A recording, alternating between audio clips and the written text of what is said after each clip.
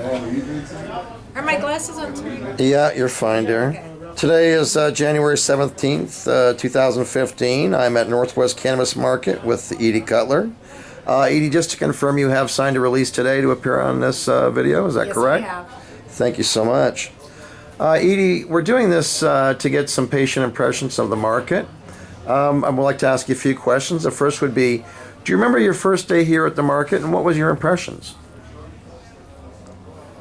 I absolutely remember because I got lost getting here. I think I drove up and down Rainier for half an hour before I found you guys. But I was meeting a friend here, and my first impression was that it was organized, and I don't know how I thought it would be different than that, but it was highly organized in that it was very clean, and you walked in and there's all of these really, younger people smiling at you and saying hello to you. And so I went into the back area, and at the time you guys had couches, which was very convenient. And we sat down and I started to walk around, and what I felt was a sense of community. I really did. Not just with the vendors, but with everybody in the room that day. And that was it, I was hooked. I never looked back. Wonderful. And something else I'd like to ask you is, how long have you been coming to the market? And did you come just to Rainier, or did you go over to White Center?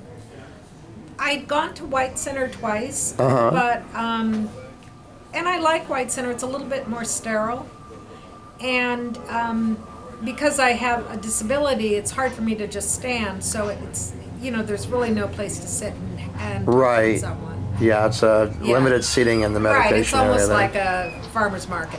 Sure. Yeah. So I started coming here last year. I think it was in August. And I'd only had my card probably for a couple of months. And it had been close to 40 years since I'd actually gotten high or smoked marijuana. So, I was coming back into it, and I had found a job where I was working from home, and I was no longer subjected to drug testing. So I thought I would try it for my disability, and found you guys, and just everything's here. It's just amazing. That's great.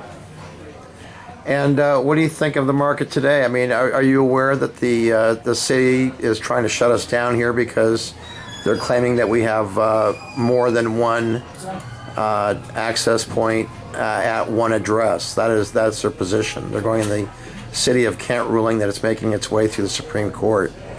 But do you think that this is a model that should be retained, or should we just go to one access point per address?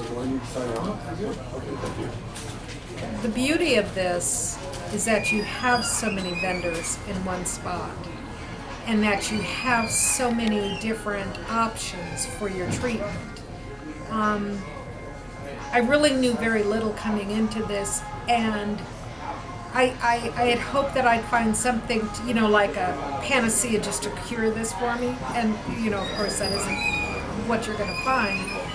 But the disability itself has different manifestations. So there's pain, there's spasticity issues. So I'm dealing with a lot of different things. So if I just walk into a single source dispensary and say, I really don't know the language to ask for what I needed. Right. So coming here, each vendor that I went to was teaching me something else about what was going to help with the certain symptoms that I have. So the wealth of knowledge here, it's invaluable. It really is. It's like walking into a hospital or a medical school. I swear it is. That's great. Yeah.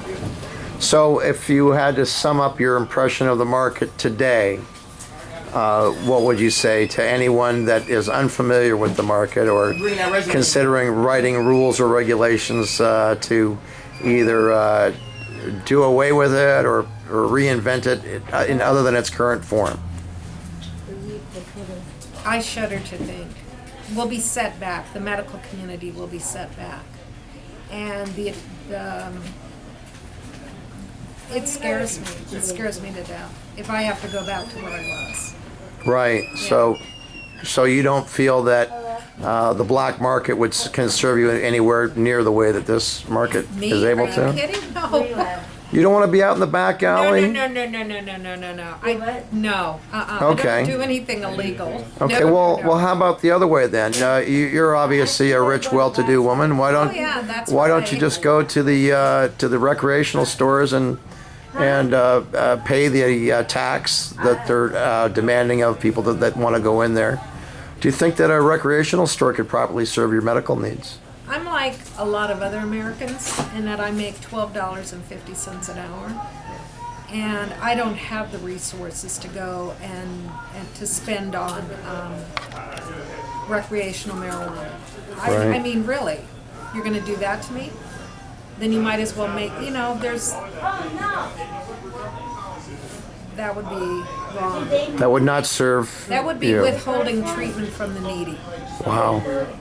It really would be. And I'm not just saying I'm needy. I'm just saying for people without means, Right. this, So, I mean, you've been concerned about your health for some time. I mean, you've tried other options. So, do you find that cannabis provides you my relief God. that you've been unable to attain anywhere else? I've had feeling on my left side. Wow. I can feel the hairs on my husband's arms. That's wonderful. And nothing has come close to that. And it's been 12 years now. Wow. I'm so happy for Yeah. So yeah, this works. you. Great. And it's a cure. That's wonderful. Edie, thank you for your time and participation today. We really appreciate you. Okay.